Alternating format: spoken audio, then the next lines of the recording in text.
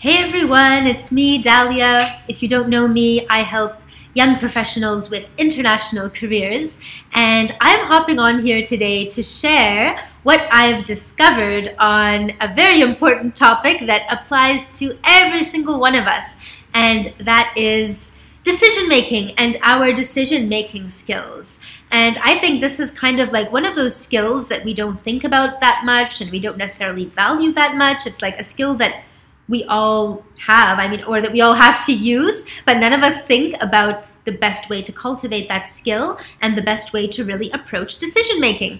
And so the reason I've been thinking about this so much is that, well, in full disclosure, I have a problem with decision making, but I think many of us have the same problem.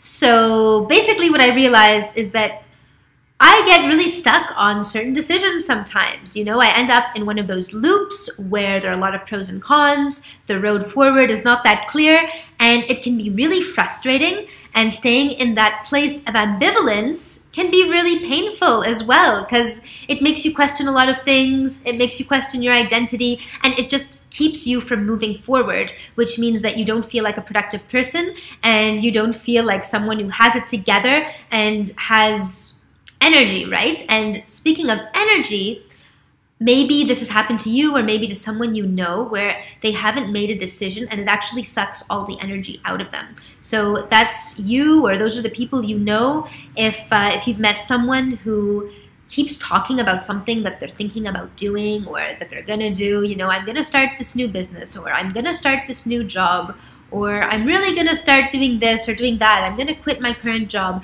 and then a couple of months, a year, a few years down the line, they still haven't done that thing they were talking about doing. Well, it probably comes down to making the decision. And when you don't make that decision and you spend a long time in this state of ambivalence, it really starts attacking your energy levels, both at a physical and a mental level. And what happens then is that your entire kind of existence, like your identity, your personality, it'll just drop down a level. And obviously, the lower you let that drop, the harder it's going to be to recover. So I started thinking about all this because I've been in a number of situations where I find it tough to make a decision. Sometimes they're small decisions, sometimes they're big decisions. And I'd like to know from you, how fast do you make your decisions? So how fast do you make your small decisions? Like, oh, should I do laundry today? Or should I don't know, what restaurant should we go to tonight? And how fast are you at making those big decisions, like quitting your job or purchasing a property or anything like that? I know some people are fast, whether it's a small or a big decision, and some people are slow in both cases, and some people are fast with small decisions but slow with big decisions, and so on and so forth. And so I wanted to talk about the big myth that we see in big decisions. Like, I think it's generally understood that when it comes to a small decision, you probably shouldn't spend that much time on it, right? It's not worth it. However, when it comes to bigger decisions that seem to have more weight, that seem to have more of an impact on our life or on other people's lives, we think that we need more time and more information. And that's what I used to think as well. But what I found was that when I would be in one of these situations where I had to make a big decision, more time and more information was actually making things worse rather than helping my decision. So let me give you an example. So I've been in situations where I've had multiple job offers and I need to decide what job to take. And I know that this might sound like a good problem to have, but it's still a big decision, right? Because one job might have been work that I was the most interested in doing, but then the second job was in the location that I wanted. But of course, those were not the only factors, right? There have to be a lot. There are always going to be more factors than that. One job is going to be a shorter contract than the other. So then I start thinking, well, this one's shorter. Maybe I should take the contract that gives me more months' work.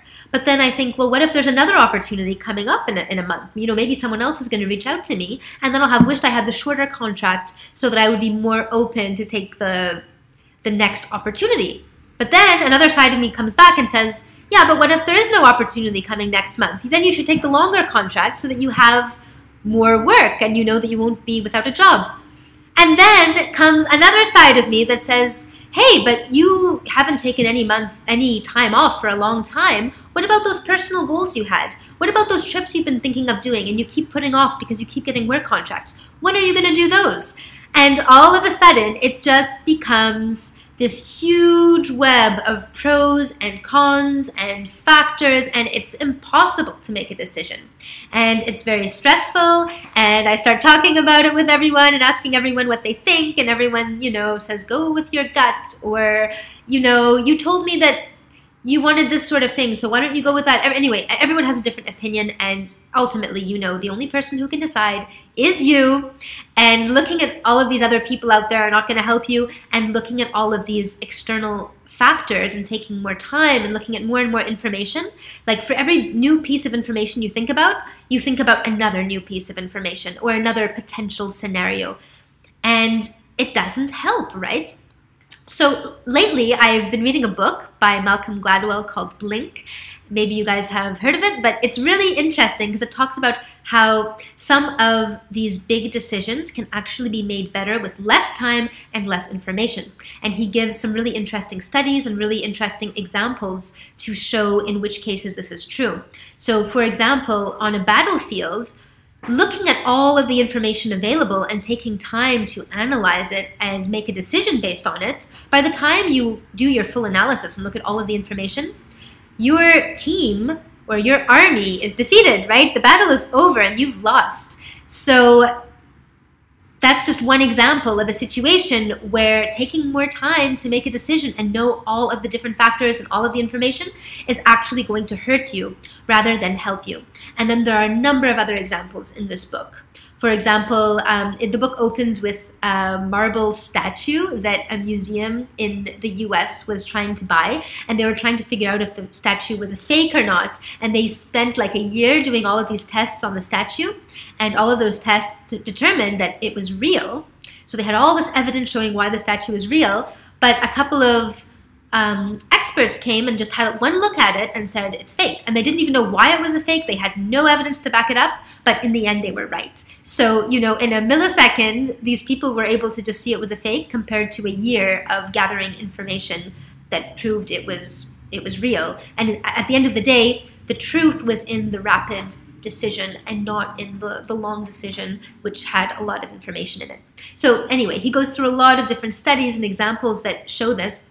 And I just find it really interesting that these days society always tries to get as much information as possible and take as much time as possible to make these decisions, when ultimately taking more time is just going to stop you from moving forward. And many times gathering more information is just going to be information overload and make the decision more complicated and remove you from the core factors that really make your decision important. So that's where I've decided, that's where I've come across a tool actually that kind of helps you to make these decisions. So what you can do is you can put your top factors in and you can put the weight of each of those things into it. So you can give a number to each of the factors, and then this tool will help you to calculate that. Like if you really need a logical tool to do things. But again, if you overcomplicate it and you keep thinking about, yeah, but what about this factor? What about that factor? It won't work for you because you need to really dial it in and just choose the main factors, not every single one. And so, yeah, lately I'm really, really focusing on making decisions from my gut and focusing on moving forward. And this has been going on since probably like 2 years ago that I've really started to try to make decisions faster. And it's had a really big impact on my life. Like stuff starts happening much faster and I'm able to build much faster. And I'm applying this to a lot of different things, both the small decisions that I make and also the larger decisions. So decisions like purchasing property, I walked into this place in Lisbon.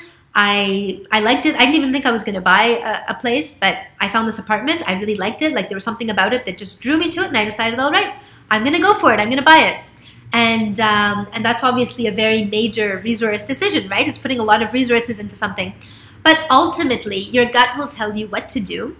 And down the line, what's the worst that's going to happen? Like, I'm also one of these people who used to be really attached to my resources, like thinking I had to be very careful with how I was using it. both with money and with like art supplies. You know, if I had a pen and paper that I really, really liked, I would never use it. I would put it in a drawer and I would wait for the day when I would have the perfect thing I needed to write down in the most perfect way, and then I would use that paper.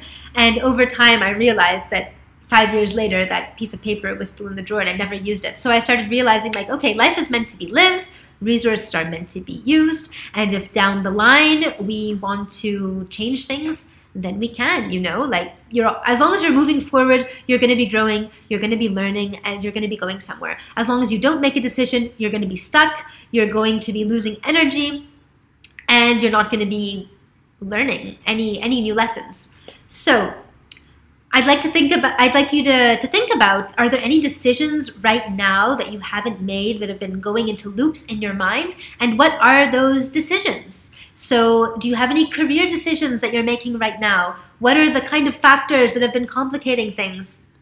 And, you know, I'm here for you. I know that it's not so easy to know what your gut is saying, and I know that it's not so easy to really take a decision when there are so many of those factors, but that's what I'm here for. So reach out to me and we will discuss all of that on a call together. We'll see if you're a good fit for the 8-week program.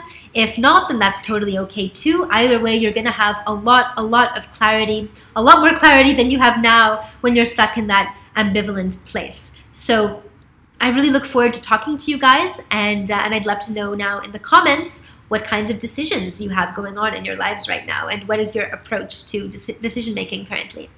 So nice talking to you, and have a fantastic rest of the day, and I will see you around in the group.